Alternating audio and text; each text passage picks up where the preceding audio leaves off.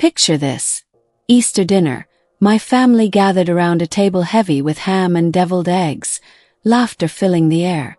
Then my brother David, with that smug grin he's perfected since childhood, leans forward and says in front of everyone, "Not everyone can handle a real career in tech." The room goes quiet. My heart pounds. Then Grandma Eleanor, sharp as a tack at 85, drops a truth bomb that turns our world upside down. It's the moment everything I thought I knew about family, rivalry, and success unraveled. Stick with me, this story's worth it. I'm Sarah Mitchell, 29, a product lead in the tech world, where every day feels like a race to prove you belong. This is the story of me and my brother David, the golden child who always seemed to have it all figured out. Growing up in suburban Boston, our house was a shrine to technology. Dad sold IT systems, Mom taught coding at the community college, and they believed tech was our ticket to the future. I was 13 when I got my first PC, a clunky hand-me-down from Dad's office. I'd spend hours coding, lost in a world of logic and possibility. David, 3 years older, was different. He was a prodigy. He'd breeze through hackathons, build apps that won awards, and land a spot at MIT. To him, my love for user experience, for how people connect with tech, was just fluffy stuff. In our family, hardcore coding was king, and I was always chasing his shadow. When he got into MIT, we wore red to celebrate. When I chose UMass, we had a quick cake after dinner. The gap widened in our careers. David soared through Silicon Valley startups, buying a flashy condo, while I clawed my way up at Innovate AI, a company focused on AI for businesses. His LinkedIn glowed with promotions. I fought self-doubt at every step. But when my company targeted his for acquisition, everything flipped. If you've ever felt dismissed by someone you love, this story's for you. Hit subscribe if you're ready for a real tale of drama, betrayal, and redemption. What happens when a family secret collides with a corporate bombshell?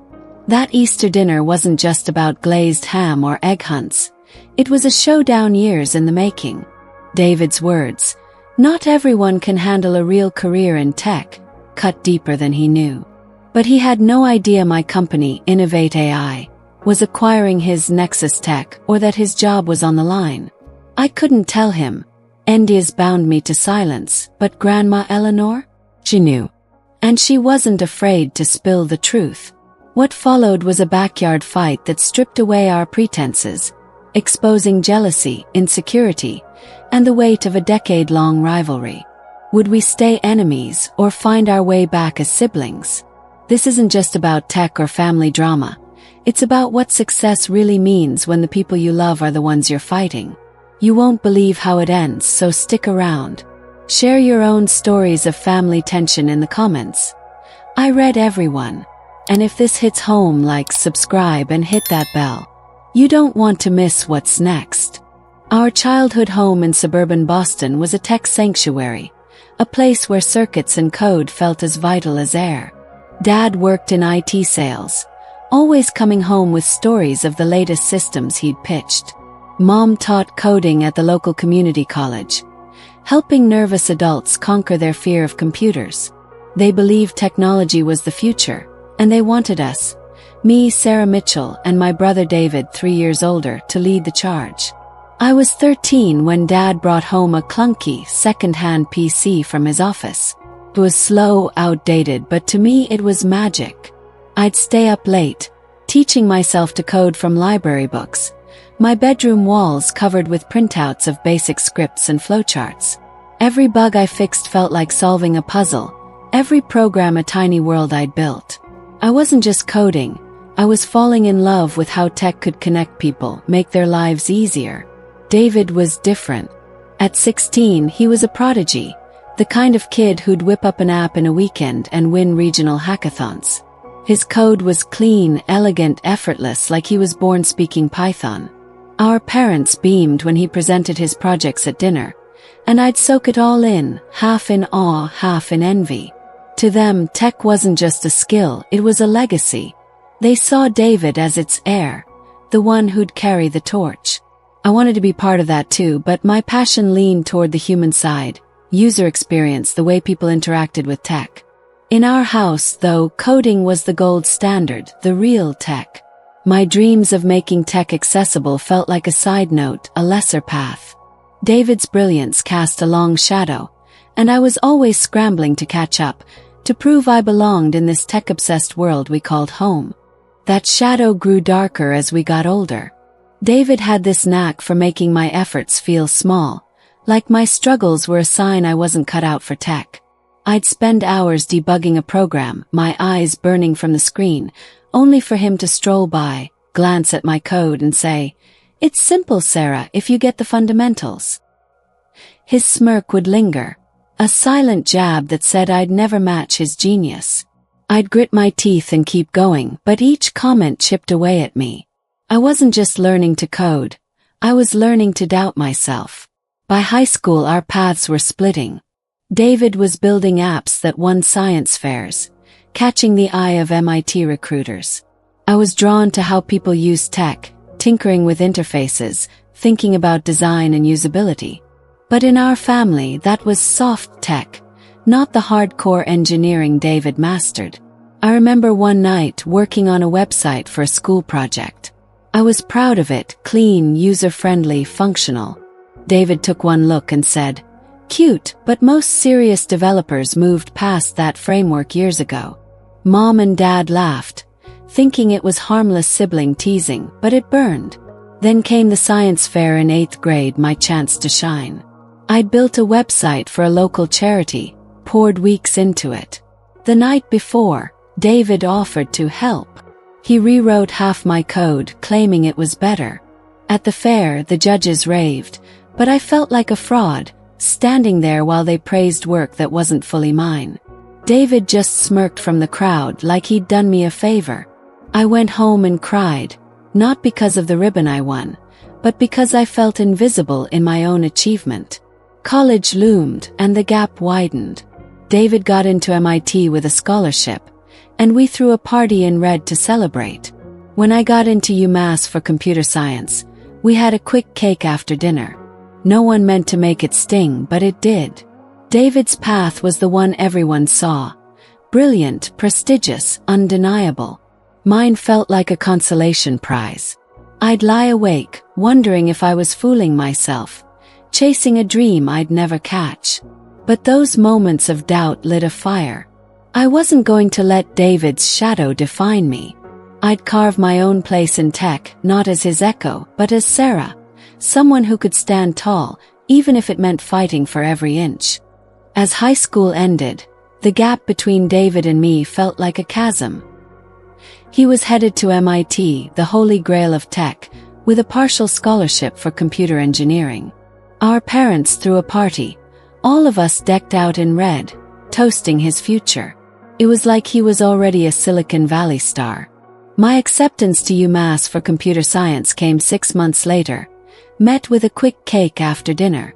No red balloons, no speeches, just a pat on the back and Mom saying, "UMass is solid, Sarah." It wasn't intentional, but the contrast stung. At UMass, I worked the campus IT help desk, fixing printers and resetting passwords while wrestling with algorithms classes that made me question if I belonged in tech. I'd call home, hearing about David's internships at Google, his hackathons with industry hotshots, his dorm room plastered with startup swag. He was living the dream, posting photos from San Francisco conferences, shaking hands with names like Elon Musk. I'd scroll through his social media, my laptop screen glowing in the dark, feeling like I was falling behind. After graduation, David landed a 6-figure job at Nexus Tech, a cloud computing startup that was the talk of venture capitalists. He moved into a sleek condo in San Francisco's Mission District, bought a Tesla with his signing bonus, and filled family group chats with stories of boardroom meetings and stock options. I, meanwhile, was grinding at a small web development agency in Boston, building sites for local businesses. My paychecks barely covered rent, and my portfolio was a patchwork of unglamorous projects. I loved the work, crafting user-friendly interfaces, solving real-world problems, But it didn't have the shine of David's world. At family gatherings, his stories dominated. The latest product launch, the VC who called him brilliant. When I mentioned my job, eyes glazed over. Still at that agency? An aunt would ask, already turning back to David. I'd nod, swallowing the urge to explain that my work mattered too. David's path was a rocket ship. Mine felt like a slow climb up a muddy hill. But I kept climbing, driven by a quiet stubbornness. I wasn't going to let his shadow, or anyone's, define what I could achieve. Every late night at the office, every new skill I mastered, was a step toward proving I belonged, not just to the world but to myself. Family gatherings became a battlefield of subtle slights. David had this way of turning every conversation into a showcase of his tech prowess, and I was always the collateral damage. At Thanksgiving, I'd share a project I'd led, a website overhaul for a local chain. He'd pull it up on his phone, scroll for 10 seconds and say, "Interesting framework choice, Sarah. Most serious developers ditched that last year. It's forgiving for beginners, though." Everyone would laugh, thinking it was sibling banter, but it felt like a knife. At Christmas, when I mentioned applying for a product manager role, he chuckled. "That's where they put people who can't code well enough to be engineers but want to stay in tech." Mom and Dad shifted uncomfortably, but no one called him out. I'd push mashed potatoes around my plate, my cheeks burning, wondering why I bothered speaking up. His words weren't just dismissive, they were a verdict. My work was less technical, less valuable, less real. He'd go on about Nexus Tech's valuation, dropping terms like back-end infrastructure and cloud scalability that left our relatives nodding in awe. When they turned to me, it was always, "So Sarah, still job hunting?" Or later, "How's that little agency?" No follow-up questions, no real interest. David's career was a fireworks show. Mine was background noise. I wanted to scream that my work, designing systems people actually used, was just as vital. But I stayed quiet, letting his comments pile up like bricks, building a wall between us. Each jab made me doubt myself more, but it also fueled me. I wasn't going to stay in his shadow forever. I'd show him and everyone that my kind of tech mattered, even if it didn't come with a Tesla or a Silicon Valley zip code. Behind my silence, I was fighting a war with myself. David's dismissals didn't just hurt, they made me question everything. Was I really cut out for tech? Was I fooling myself, chasing a dream I'd never catch? I started therapy at 24, spilling out years of feeling like the lesser sibling. My therapist helped me name it. Imposter syndrome, fed by a lifetime of comparisons. Late at night, I'd scroll David's LinkedIn. His profile a parade of promotions and endorsements. Senior architect at Nexus Tech, it read, with hundreds of likes on his latest post about a product launch. I'd compare it to my own, a modest list of agency projects, no fanfare. It felt like proof he was right. I wasn't enough. But those moments of doubt lit a fire. I'd stay up studying design principles, learning to bridge tech and business, determined to carve my own space. I joined online forums, devoured UX blogs, and pitched ideas at work that got me noticed. Still, the comparisons gnawed at me. I'd overhear Mom bragging about David's Tesla, Dad marveling at his latest bonus. My small wins, a client's thank you note, a site that boosted sales, went unmentioned. I didn't blame them, they didn't understand my world. But it hurt. So I pushed harder, taking on bigger projects, teaching myself to speak the language of engineers without losing my focus on users. Every step felt like defiance, a quiet rebellion against the voice, David's my own, that said I'd never measure up. I wasn't just building a career. I was building myself, brick by brick, into someone who could stand tall, even if no one else saw it yet. After years of grinding at small agencies, I found my place at Innovate AI when I was 25. It was a company with a mission I believed in, making AI accessible to businesses, not just tech giants. Unlike the flashy startups David chased, Innovate AI was collaborative, diverse, focused on real impact. I started as a junior product manager, bridging the gap between engineers and clients, translating complex tech into solutions people could use. It felt like home. My love for user experience finally had a stage. I thrived, working late nights to perfect product roadmaps, earning the trust of my team. By 29, I was senior product lead, spearheading our biggest project yet, acquiring a company to supercharge our AI models. It was my chance to prove I wasn't just David's little sister, the one who couldn't hack real tech. I poured everything into it, analyzing financials, tech stacks, and company cultures. Then came the bombshell. One afternoon, buried in a stack of acquisition documents, I saw the target. Nexus Tech, David's company. My heart sank as I scanned the org chart, and there it was. David Mitchell, senior architect. My brother was part of the deal I was leading. A wave of dread hit me. I hadn't known he worked there when we started the process. The decision came from the C-suite, not me. But now I was neck deep in a project that could upend his career. NDAs bound me to silence. I couldn't tell him, couldn't warn him, couldn't even hint at it. If I did, I'd risk my job, maybe even legal trouble. I sat at my desk, staring at his name, my mind racing. We'd been rivals for years. His smug comments about my fluffy career still stinging. But this was different. This wasn't just about proving myself. It was about his livelihood. I thought about our childhood, the times he taught me to ride a bike, helped with homework. Was I betraying him by staying silent? I pushed the thought down, focusing on the data. Nexus Tech's tech was a perfect fit, cutting our development time in half. My bosses praised my analysis, unaware of the personal weight I carried. Every meeting, every report, felt like a step toward a collision I couldn't stop. I told myself it was just business, that I was doing my job. But deep down, I knew this wasn't just about spreadsheets and synergies. It was about family, and the lines were blurring fast. The deeper I got into the acquisition, the messier it felt. One day, I overheard a conversation outside the boardroom. Executives dissecting Nexus Tech's flaws.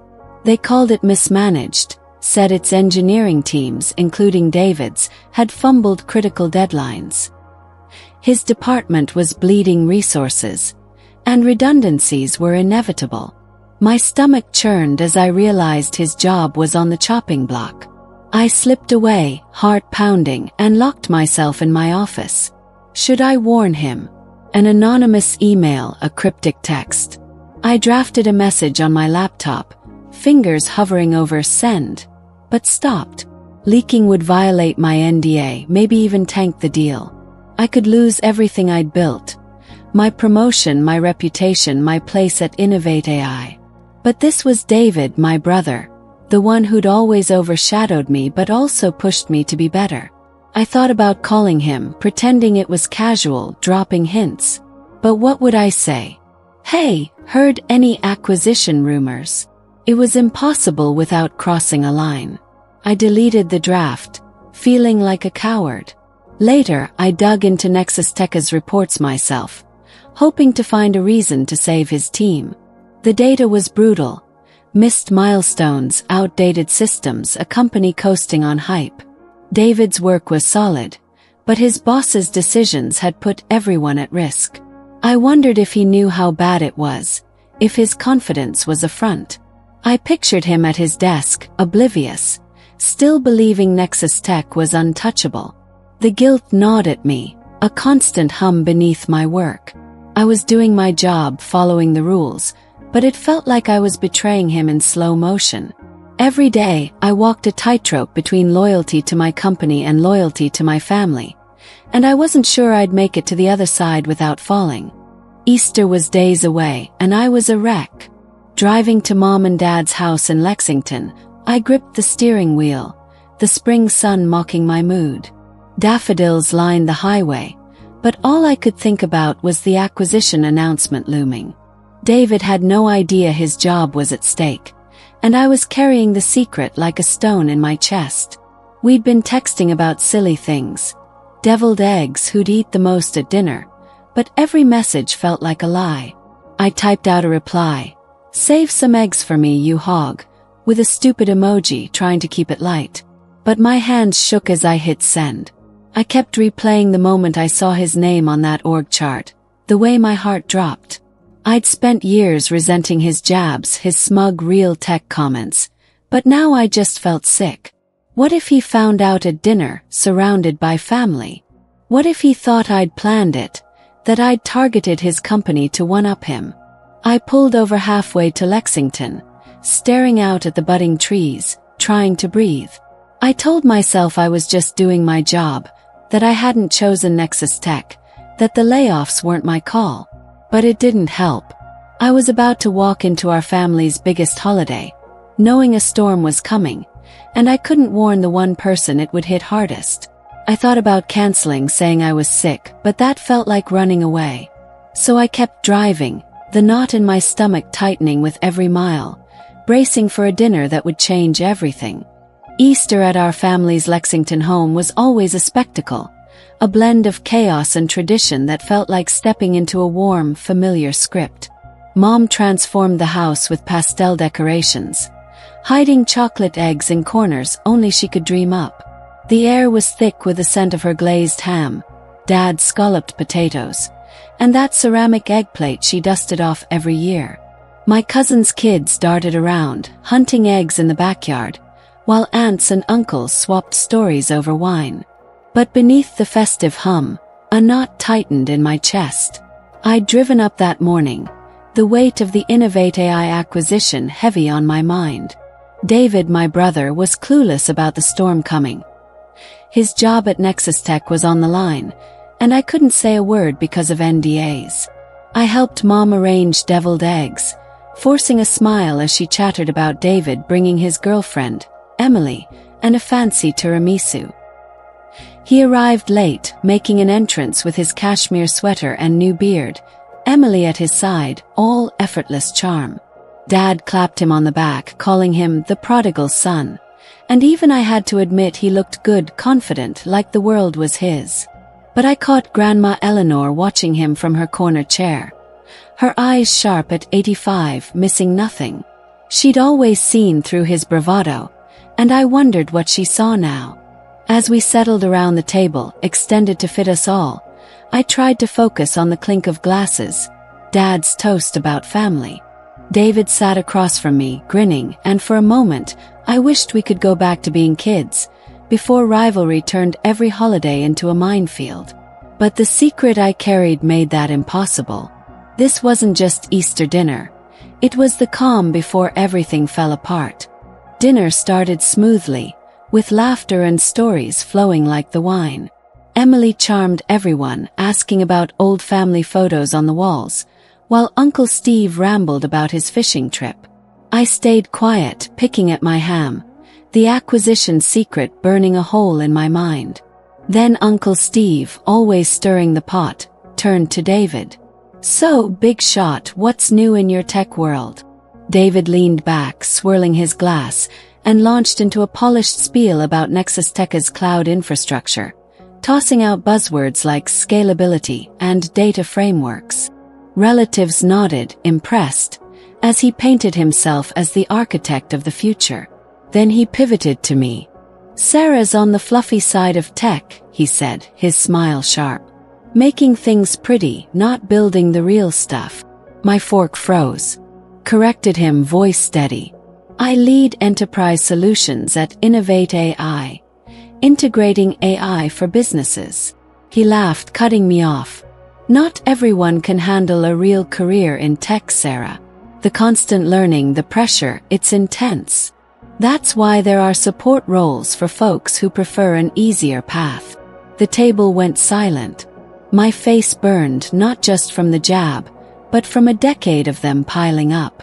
Mom tried to change the subject, but David kept going, explaining how back-end is where the real innovation happens. Emily shifted beside him, uncomfortable, but he didn't notice. I wanted to fire back, to list my projects, the revenue I'd driven, but my throat tightened. Every eye was on me, waiting for a response, but all I could feel was the weight of his words, reducing my career to a footnote. I took a sip of water, steadying myself, but inside I was crumbling. He'd done it again, made me feel small, like I'd never escape his shadow. But something else stirred too, a spark of anger. This wasn't just about tonight. This was about every dismissal, every smirk, and I wasn't sure how much longer I could take it. The silence after David's jab hung heavy, like the air before a storm. Mom cleared her throat, offering more rolls, but Grandma Eleanor set her fork down with a deliberate clink. Her voice, calm but piercing, cut through the tension. "Sarah, is that why Innovate AI bought Nexus Tech and cut David's job?" The words landed like a grenade. The room froze. Glasses paused mid-air, forks stopped, every eye darting between us. David's face drained of color. His confident grin replaced by confusion, then shock. "What?" he managed, looking from Grandma to me. My heart pounded.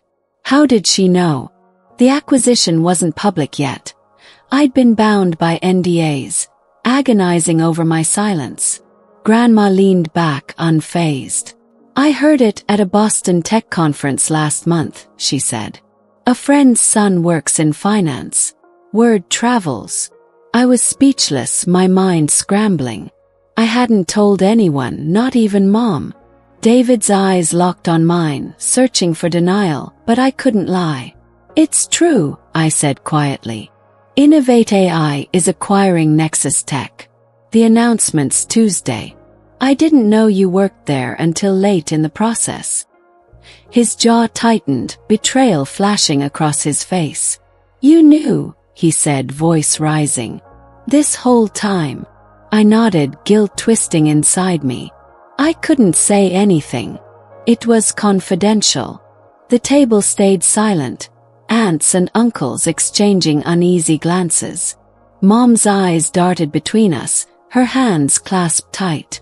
Dad frowned, sensing the explosion to come. David pushed back his chair, the scrape loud in the quiet room. "Confidential," he spat, his voice thick with hurt. "You let me sit here, talking about my company, knowing it was over?" I opened my mouth, but no words came. Grandma watched, her expression unreadable, like she'd lit a match and was waiting to see what burned.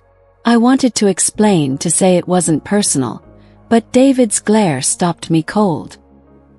He stood, throwing his napkin down, and stormed toward the back door, leaving a wake of stunned silence.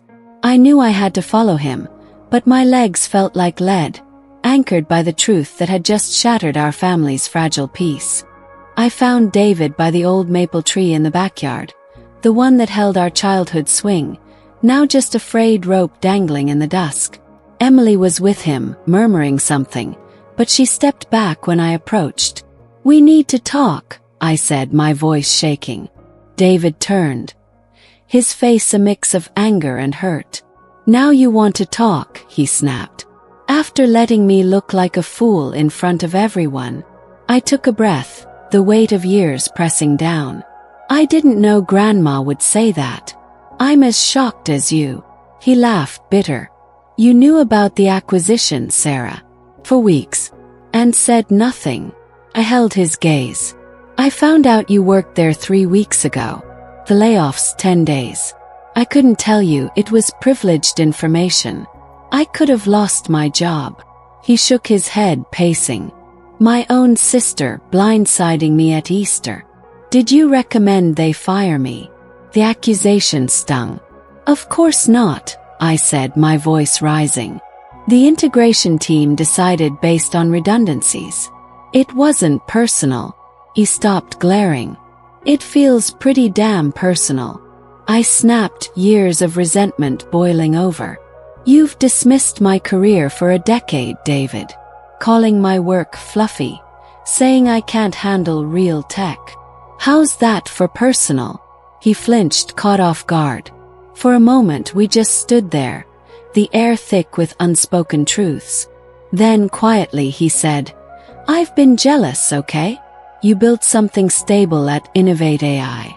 I'm just chasing titles, hopping jobs, trying to keep up with my own hype. The confession hit me like a wave. Jealous of me. I softened, seeing the kid who'd taught me to code, not just the rival who'd overshadowed me. I didn't know you felt that way, I said. You never said. He looked away, voice low. Neither did you. Emily watched, silent, as we faced the raw truth of our rivalry. It wasn't over, but something shifted, a crack in the wall we'd built. We weren't enemies, just two siblings who'd lost their way, standing under a tree that remembered us as teammates. That Easter dinner left scars, but it also cracked open a door we'd kept shut for years. David and I didn't magically fix everything under that maple tree, but we started talking, really talking, for the first time since we were kids. A week later, we met at a coffee shop in Boston, a neutral space with mismatched chairs and the hum of espresso machines. I was nervous, half expecting another argument, but he showed up without his usual swagger. Just a guy in a hoodie, looking tired. We ordered lattes and sat by the window, the city buzzing outside. I broke the ice, asking about Nexus Tech's tech debt, the kind of shop talk we'd never shared. To my surprise, he didn't brush me off. He admitted their back-end had issues, outdated systems, rushed deadlines, and asked about my work at Innovate AI. I shared how we integrated AI for clients, the messy balance of tech and human needs. He nodded, genuinely curious, and even jotted down a note about user experience. It was small, but it felt like a bridge. We started meeting monthly, not just for coffee but for dinners at hole-in-the-wall spots, trading stories about work and life. No more jabs about fluffy tech or real coding, just two people figuring out their place in a tough industry. One night, over tacos, he suggested a UX tweak for my latest project, something so sharp I used it the next day. I offered to connect him with a recruiter I knew, someone who valued his skills. It wasn't charity. It was respect.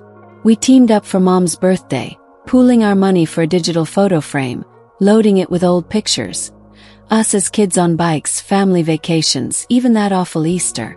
Watching Mom tear up as the slideshow played, I realized we were rebuilding something precious.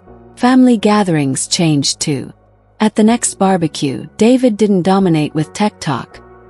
He asked me about my team's latest win, letting me shine.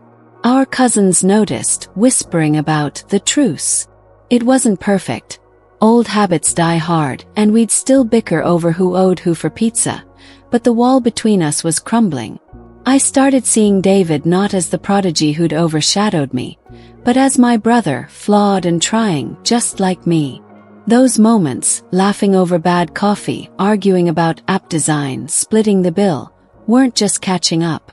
They were proof we could be teammates again, not rivals locked in a race no one wins. David's change wasn't just about us. It ran deeper. A few months after Easter, he started therapy, something he'd once scoffed at as touchy-feely nonsense. He told me over beers one night, his voice low, that he'd been wrestling with his own demons. He'd built his whole identity on being the tech genius, the guy who always had the answers. But Nexus Tech's collapse showed him how fragile that was. He admitted his elitism, dismissing my work, Emily's UX designs.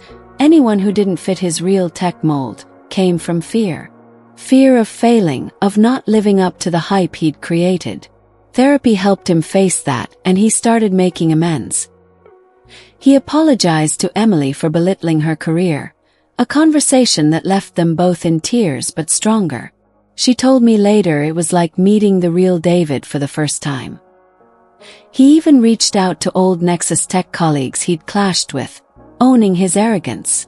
It wasn't a grand gesture, just quiet, honest work to be better. I saw it in how he listened now, how he'd ask questions instead of preaching. He was still the guy who could code circles around most, but the chip on his shoulder was gone. That vulnerability made me respect him more than any hackathon trophy ever did. It showed me redemption isn't about erasing the past. It's about facing it and choosing to grow. Our truths spilled into our careers, lifting us both. David landed a senior architect role at Quantum Labs, a company focused on sustainable tech. It wasn't as flashy as Nexus Tech, but it fit him. Less hype, more substance. He thrived, leading a team that respected his skill and his newfound humility. I got promoted to director at Innovate AI, overseeing product strategy for our enterprise AI solutions. It was the role I'd dreamed of, proof my fluffy work drove real impact. We celebrated together, not as rivals but as equals. Over dinner with our teams, Quantum Labs coders and Innovate AI strategists, we toasted to new beginnings. David raised his glass to me, saying, "To Sarah, who showed me product folks aren't just PowerPoint wizards." Everyone laughed, but his smile was genuine, no trace of the old smirk. I toasted back, "To David, who's finally okay with not being the only tech star in the family." For the first time, our wins didn't feel like a zero-sum game. We kept collaborating, swapping ideas on AI ethics or system design, each of us stronger for it. Those nights, surrounded by colleagues who saw us as partners, not competitors, felt like the real victory. Not the titles or paychecks, but the trust we'd rebuilt. It was a reminder that success isn't just what you achieve. It's who you lift up along the way. That Easter dinner was a crucible, burning away years of resentment to reveal something raw and real between David and me. It wasn't just about his mockery or Grandma Eleanor's bombshell. It was about facing a decade of rivalry that had twisted us into strangers. Standing under that maple tree, trading truths instead of barbs, we began to see each other not as competitors, but as siblings carrying the same weight of expectation. The acquisition, my silence, his job loss, they were painful, but they forced us to confront our insecurities. I'd spent years chasing his shadow, believing my career was less because it didn't dazzle like his. He'd hidden his fear of failure behind a smug facade, dismissing my work to feel secure. We were both wrong. Grandma Eleanor's words still echo. "A job's what you do, not who you are." She was right. Tech, with its titles and stock options, is fleeting. Family, when you fight for it, is what lasts. Rebuilding with David, through coffee chats, late-night texts about code, or just laughing over mom's old recipes, taught me success isn't a corner office or a LinkedIn flex. It's the people you hold close, the ones who see you at your worst and still show up. We're not perfect. We still argue over who's buying dinner. But we're teammates now, not rivals tearing each other down. That painful night broke us open, but it also gave us a chance to mend what we'd nearly lost. I wouldn't trade those scars for anything. They're proof we chose each other over pride. If you're carrying a grudge or feeling small next to someone's shine, know this. Growth starts when you face the hurt head-on, not when you run from it. Our story didn't end with us. Inspired by that Easter reckoning, I started mentoring young women in tech, sharing how I fought self-doubt to lead at Innovate AI. I tell them about the nights I felt like an imposter, about David's jabs, and how I found my voice. Their eyes light up, seeing themselves in my struggle, and it reminds me why I keep going. David's changed too. He speaks at local tech meetups, not about code, but about ego. How his need to be the genius cost him relationships. He shares how therapy and honest apologies rebuilt his life, urging others to check their pride. People thank him afterward, some in tears, saying his story freed them to own their flaws. Together, we're turning our pain into purpose, showing that growth isn't just personal. It ripples out, touching lives we'll never fully know. It's not about erasing the past, but using it to light someone else's path. That's the legacy I want, not just a title or a paycheck, but a world where people lift each other up instead of tearing down. Has someone in your family ever dismissed your dreams, made you feel like your work doesn't measure up? Maybe it's a sibling, a parent, or even a friend. How did you handle it? Drop your story in the comments. I read every single one, And your experiences keep this community alive. This journey with David showed me that family can be messy, but it's worth fighting for. If this story hit home, if it made you think about your own rivalries or triumphs, give it a like and share it with someone who needs to hear it. Subscribe and hit that bell so you don't miss what's next. I'm already working on another video about how I battled imposter syndrome leading $1 million deal at Innovate AI. The kind of pressure that nearly broke me but made me stronger. It's raw, real, and full of lessons you can use. Join me for that, and let's keep these conversations going. Life's too short to stay stuck in old fights. Let's grow together, one story at a time. Thank you for being here, it means more than you know.